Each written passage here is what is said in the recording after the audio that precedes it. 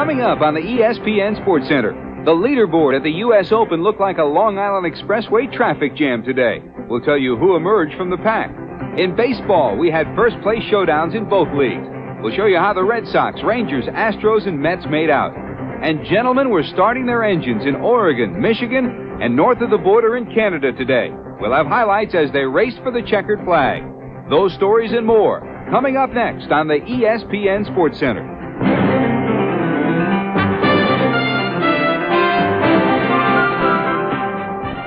Hi, and welcome to the ESPN Sportscenter, everybody. Along with Alan Massengale, I'm George Grant. And yes, on this Father's Day around the country, it was a day for dads from one end of the country to the other. We just saw Mario Andretti come up with a big Father's Day victory, and on the other end of the country in Long Island at the U.S. Open, it was another day for a seasoned veteran. That's right, and Ray Floyd is still a long way from the senior tour, but at age 43, 9 months, he is the oldest champion ever in the 86 years of the U.S. Open, and that says quite a lot. Of course, the comparisons will be made in what's being called the springtime of the senior citizen. Jack Nicklaus at 46 wins the Masters. Bill Shoemaker at 54 rides the winner at the Kentucky Derby, and Ray Floyd wins the U.S. Open. But Floyd proved he still has a lot of golf left.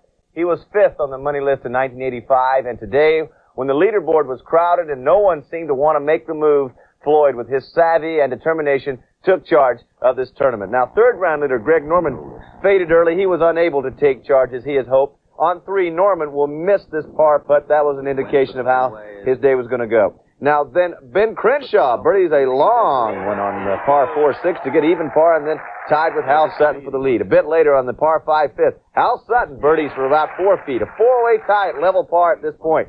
Half an hour later, the leaders have all bogeyed as first-round leader Bob Tway comes briefly to the forefront. His approach to 8 sets up a birdie here to go to even for the sole lead. Ahead to 15, Chip Beck way down there. Rolls in a long birdie to go one over to share the lead with 7 others now. Then Ray Floyd on number 11 birdies to create a 9-player logjam at the top. +1 back on 9. Sutton rolling it. Birdies it to go to even par and lead briefly. Payne Stewart following a birdie on 11 that got him to even par from the rough on 12. Gets the ball up out of the rough and comes in there nicely. Very cozy on a blind approach shot. Stewart then steps up. Looks like he might take charge. He's got an 8-footer. He gets the birdie. The outright leader at 1 under. On 13, Floyd now. He starts to make his move, sitting at +1. Fires the approach. And watch it come in. Just a few feet from the pin, the birdie here got Floyd to even par. Meanwhile, Stewart has bogeyed 13. Stewart for par on 14. He's out of it now. He leaves it out to the right, which means Floyd leads by himself. It's hard to catch Floyd when he's in the front, as he's proven over the years. On 16, Floyd's third shot. Just a long pitch to this par 5. Finishes within birdie range. Then Ray Floyd. This is the one they will remember to go to 1 under for a 2-stroke lead. 2 steady holes later, Ray Floyd is on 18. A nice, easy tap in for par to capture his 4th major championship. He finishes at -1, picks up $115,000, but the important thing is Ray Floyd said he felt like he was running out of time. Out of 22 attempts, he had been only in the top 10 twice at the U.S. Open. He's won 1 Masters, 2 PGA. Now he's after the British Open to complete a Grand Slam sweep in his career. With a 66 today, Ray Floyd wins the championship. Lanny Watkins had 65, as did Chip Beck. Lee Trevino, we thought he might be the old man story of today, but he hung back there at +2. Hal Sutton +2. Ben Crenshaw shot 69 today, and Payne Stewart also finishes at +3. Just about the only person at Shinnecock, it seemed, who had no chance to win today, will never, ever have a chance to win. SportsCenter's Chris Berman, George. He brought his clubs there, and I think he needed the clubs to get through the rough just to get to the course. Chris, you were a part of history today. You must have enjoyed it. Yeah, I was part of history. It was the wildest finish, George and Alan, that USGA officials can ever remember, as far as 10 names being atop the leaderboard at 4 o'clock Eastern Time, about an hour and a half after the final twosome of Norman and Sutton had teed off. It was crazy. It looked like we were going to have 5 twosomes tomorrow in the playoff. But all of a sudden, the seas parted, and Raymond Floyd was the guy that came marching through. The final 9 holes destroyed everybody. You know all the names. You just saw the names that were on the leaderboard that had a shot to win this thing. But one by one, it might have been at 10, it might have been at 12, it certainly might have been at 16, it might have been at 17, or that very awfully difficult hole 18. One by one, the names fell, the scores rose, and Raymond Floyd was left by his lonesome, hitting shots better and better as he approached the clubhouse. You'd mentioned already that he is the oldest man ever to win a U.S. Open championship. He says, I still want to do these things. I still have interest. That's why I'm out here. And Raymond Floyd, obviously for him, patience paid off. It's been a lot of years. It's been a lot of work. I've enjoyed what I'm doing. I don't mean that the work has been superfluous. You know, I've really enjoyed my career.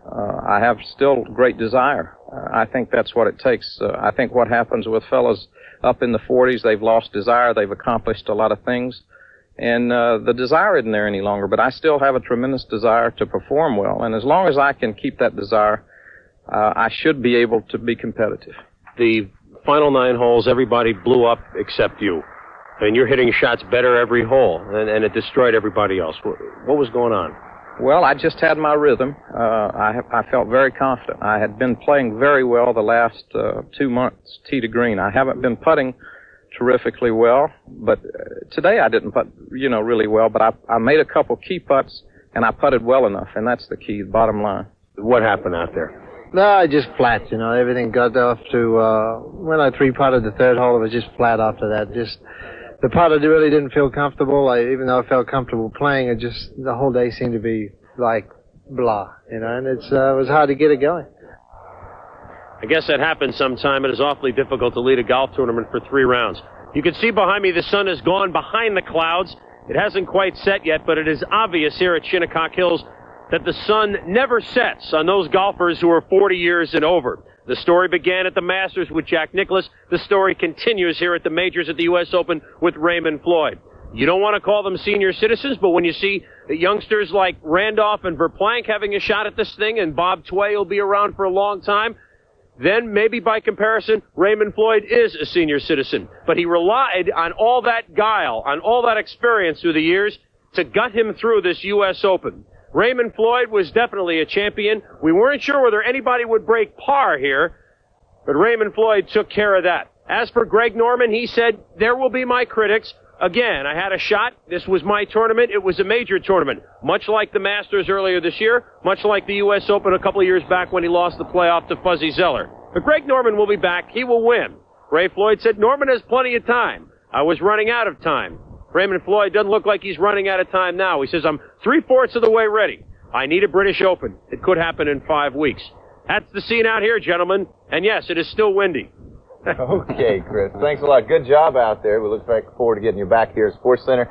And, of course, I think the point that he just made is very true. It takes that savvy. It takes that experience in these tournaments. Ray Floyd, as he said, the seas open and he came marching through. I think you can look at 2 things. Either it's the pressure or it's the course. And I think it was more the pressure today than the course, because in addition to the fine round that Raymond Floyd had today, there were some other athletes who had tremendous rounds. We talked about Lanny Watkins, who had a 65. That was a course record. Also, Chip Beck had a 65. And Mark Calcavecchia also had a 65. So 3 athletes had course record scores today. So the course, yes, it was a bit windy, but it didn't eat everybody up and spit them out the way it had earlier in the tournament. Some other notables that we should report on at the U.S. Open Championships.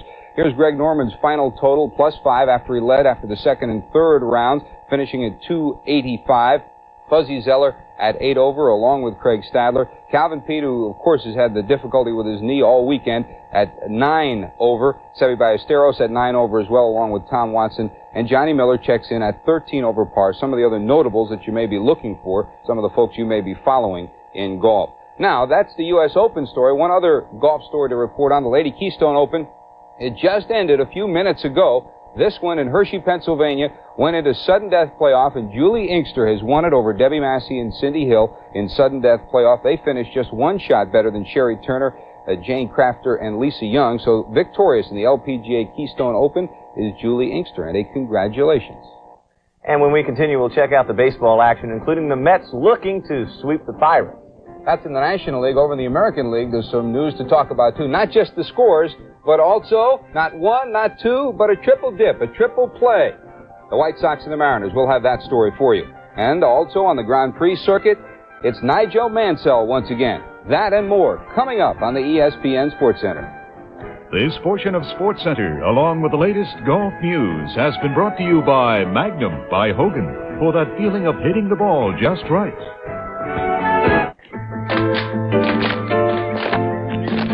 It's why you play the game, why you'll be out this weekend and the next. It's that one moment, that feeling of hitting the ball just right. Introducing Magnum from Hogan, uniquely weighted for an expanded sweet spot that gives you that feeling again and again. Hit it. Feel it. Magnum new from Hogan. We know why you play the game. Where do you go for a great burger? Ask anybody. Right up the road, left at the sign, my way, your way, one at a time. Burger King broils over flames for a taste more like a backyard barbecue.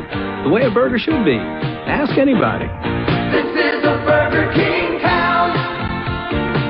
It's made just for me. This is a Burger King town. We know how burgers should be. I'll bet you have furniture you'd like to stain and finish, but you think it would take days. Not so. With Deft, you can finish the finishing in hours, not days. Deft dries in 30 minutes, can be recoated in 2 hours. Looks nice, doesn't it?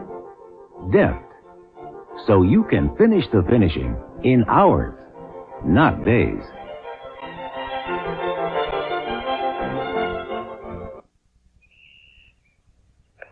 The toughest part of my golf game used to be choosing the right top for my Sandsabelt slacks. The slacks with the patented waistband. But Mark Scott has changed all that. Mark Scott has designed shirts and sweaters that perfectly match every pair. With Mark Scott shirts and sweaters, I can create a whole wardrobe from just a single pair of slacks. When you play with Mark Scott, the match never ends.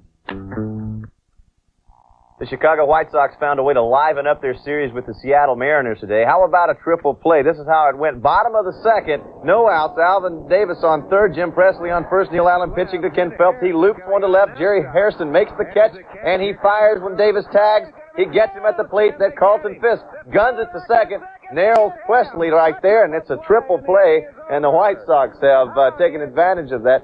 Well, they had a lead going into the eighth. It just changed now. Seattle now moving ahead 6-5 in the eighth inning. Home runs for Chicago.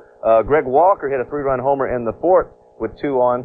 So that put Chicago ahead. But Seattle, as I just said, just came back to take the lead in the eighth inning 6-5.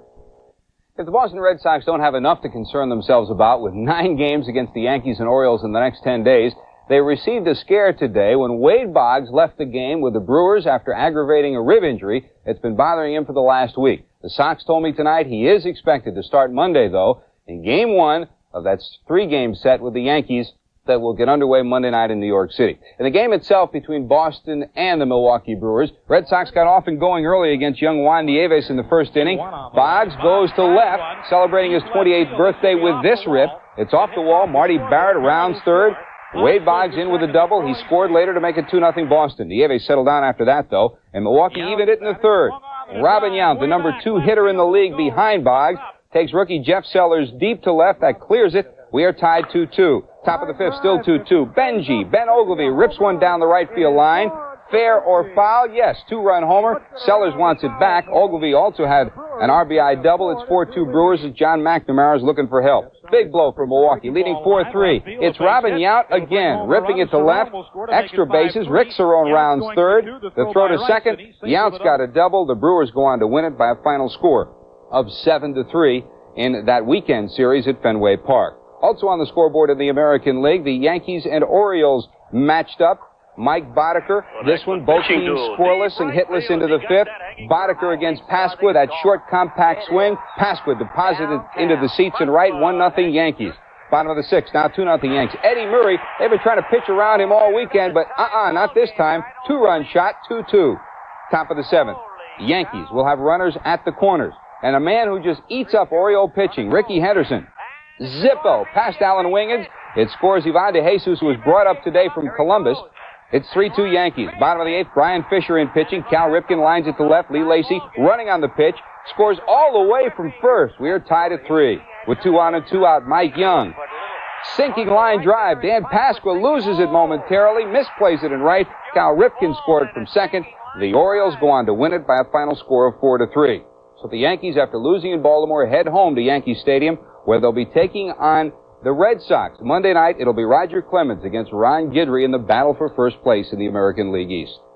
The front runners in the American West, the Texas Rangers closing out their series with Oakland. The Rangers are off tomorrow night to California for a big series with the second-place Angels. This afternoon, it was Texas losing big to Oakland, 9-2. Chris Cotteroli pitched 6 shutout innings, and Oakland capitalized on the wildness of rookie Bobby Witt as the A's rolled to that win. Cotteroli's now 5-7. He gave up 5 hits, struck out 4, and walked none before leaving with a 9-0 lead. Tom Paciorek hit his first homer of the season off reliever Doug Bear. Witt, now 3-5, walked 7 batters in the first 3 innings and lasted only 4 innings. Now, the second-place teams are now even now. Kansas City and California are now both 3.5 out. Of course, coming into Monday, California will take on Texas in a very important series. Charlie Lebrand picks up that win. He goes to 7-4, and the save went to Dan Quisenberry. Buddy Biancalana is on a tear. He hit his second home run in as many days as he hit a solo shot in the 5th for Kansas City, and Steve Bye-Bye Balboni also hit a home run with 2 on to give Kansas City that victory. Everybody should be playing with Minnesota, because when Ray Miller took over the Twins, he knew he had one of the most powerful lineups in baseball. But he also realized, as the former pitching coach of the Baltimore Orioles, that the Twinkies wouldn't be going anywhere unless they got some good pitching. On Sunday in Cleveland, they combined the best of both worlds against the Cleveland Indians. As far as the hitting, top of the 4th, 1-1 game. Got it! Kent Herbeck crushes Don Schultz's pitch deep to right field. Upper deck shot. Herbie's 13th of the year. Twins up 2-1. After a single by Tom Bernansky. Roy Smalley, listen to this. He cranks one to center field. Brett Butler going to give it a chase. Hang on the outfield wall. Not going to do any good. Smalley's 11th, 4-1 Twins.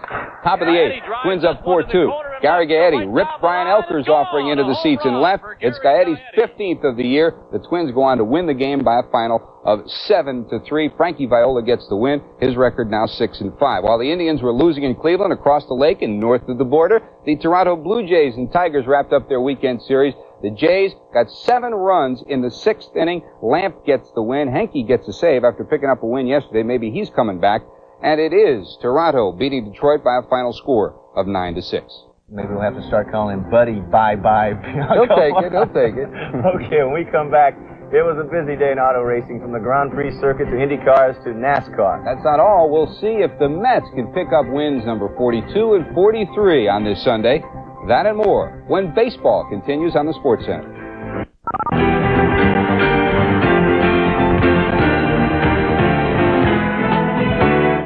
Computers?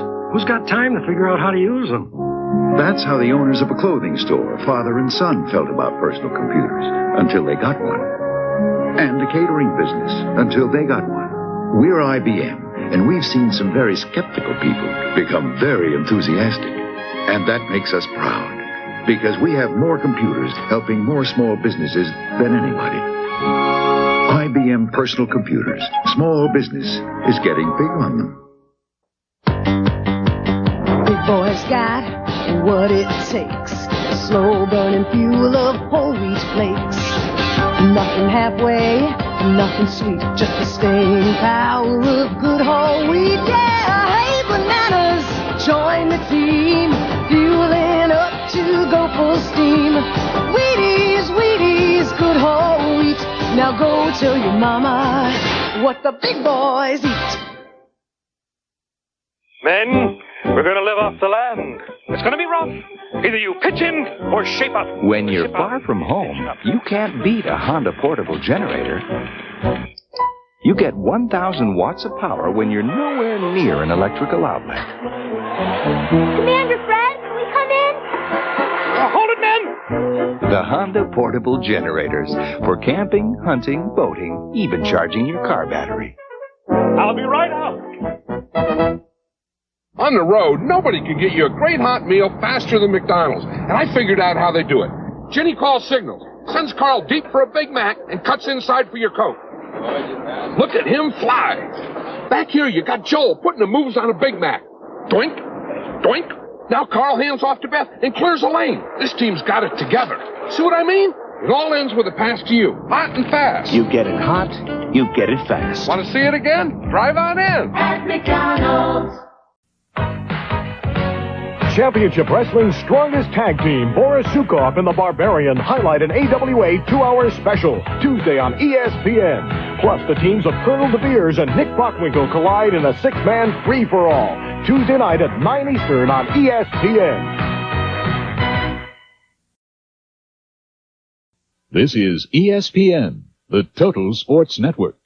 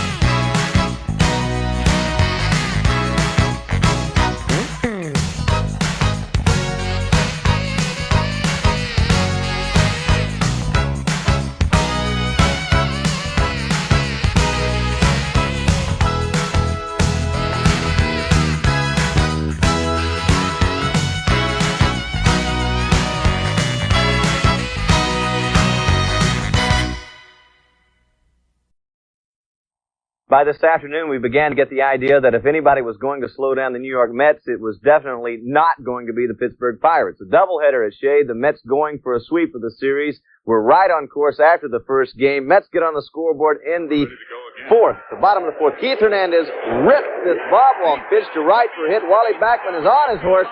Mike Brown chases it. Backman attempts to score.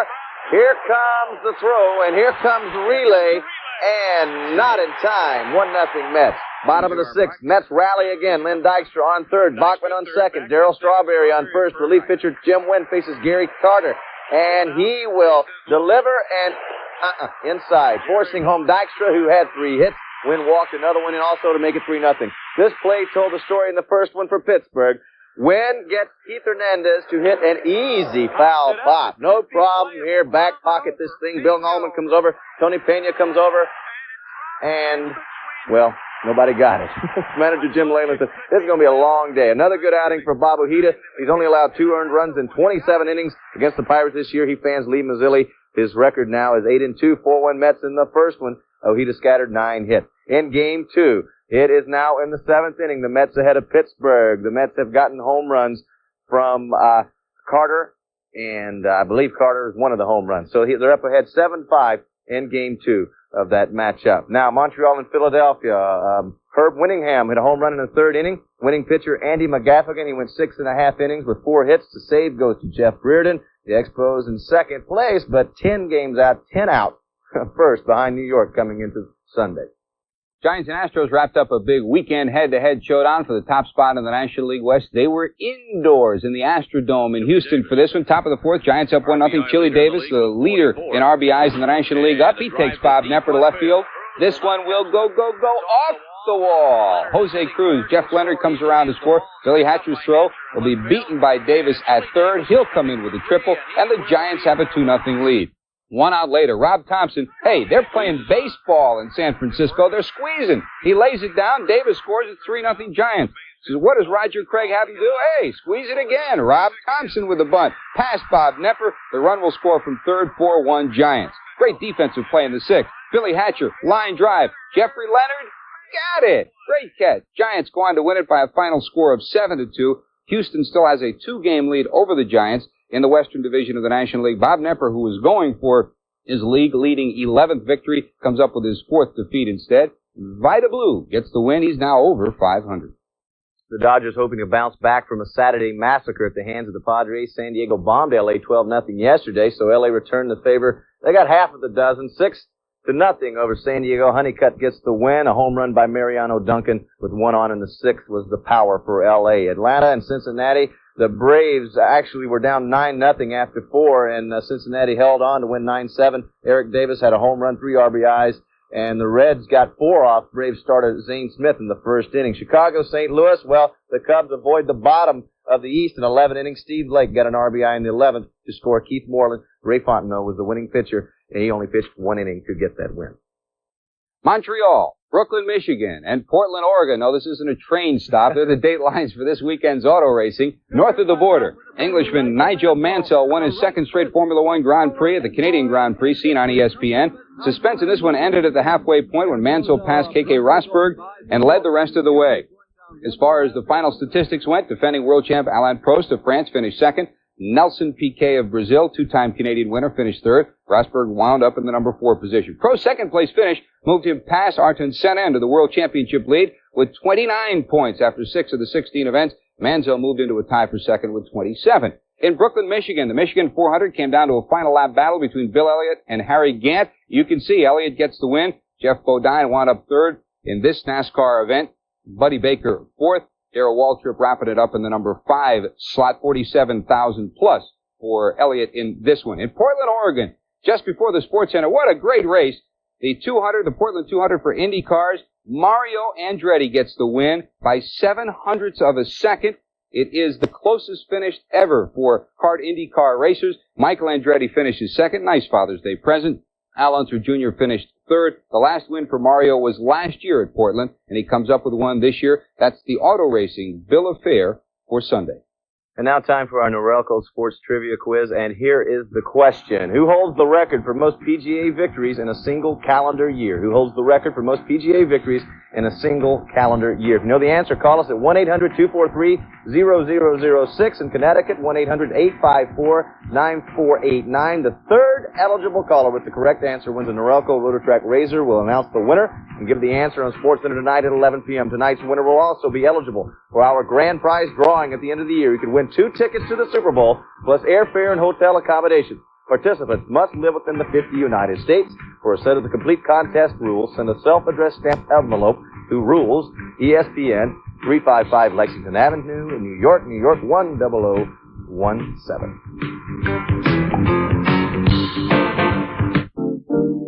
What's that you're shaving with? A Norelco. Looks terrific. Well, it is America's leading electric. It's rechargeable, it's guaranteed, and it gives me a fantastic shave. As close as a blade? Yep.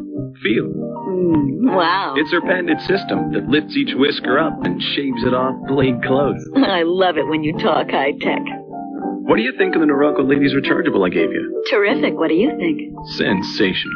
Norelco. We put quality first. You're growing, America, and so are your copying needs. That's why Konicka's Royal Copiers are built tough, with all the features you demand for future growth.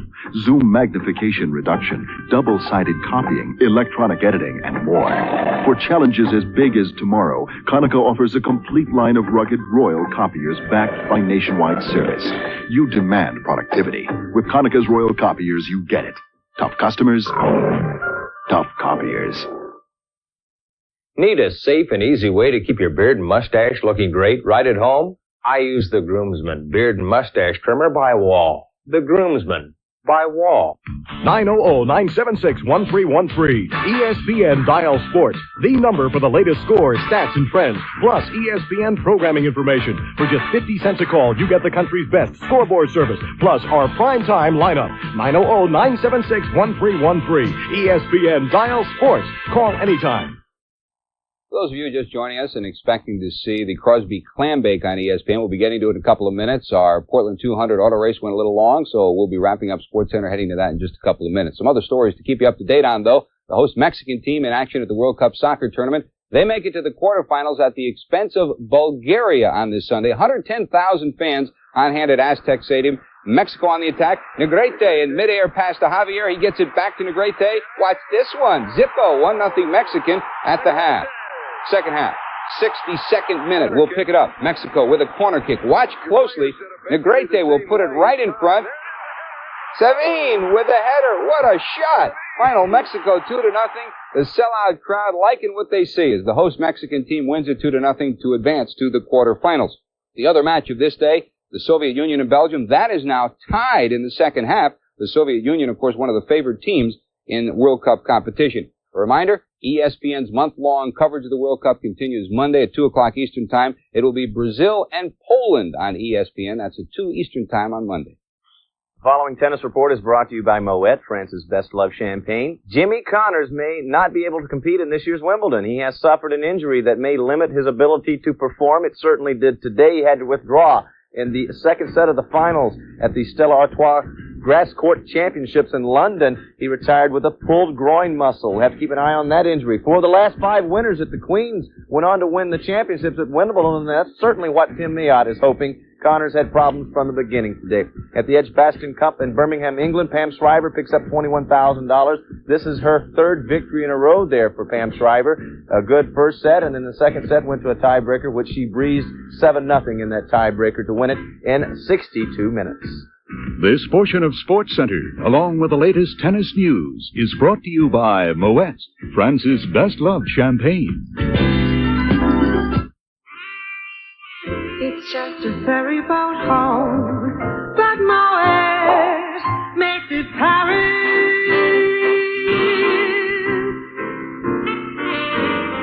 It's just a view you've seen 1,000 times, but Moet makes it Paris. Life can be more than every day. Life can be anything you say. France's best-loved champagne. Moet makes it Paris. And unfortunately, that's the weather picture for tonight. Roger is a weatherman. He knows the difference between little storms and big storms. And recently, when he saw a big one coming, the first place he went was his Honda generator dealer. Hey, you're the weatherman. I need a real good generator. And by the time the storm hit, Roger was prepared. The Honda generator, because you never know what the weather will bring. The world champion Chicago Bears, maybe the most awesome team in NFL history. Friday, ESPN celebrates their Super Bowl season with highlights of the men who refuse to lose. The 1985 Chicago Bears, Friday night at 7:30 Eastern on ESPN. This is ESPN, the Total Sports Network.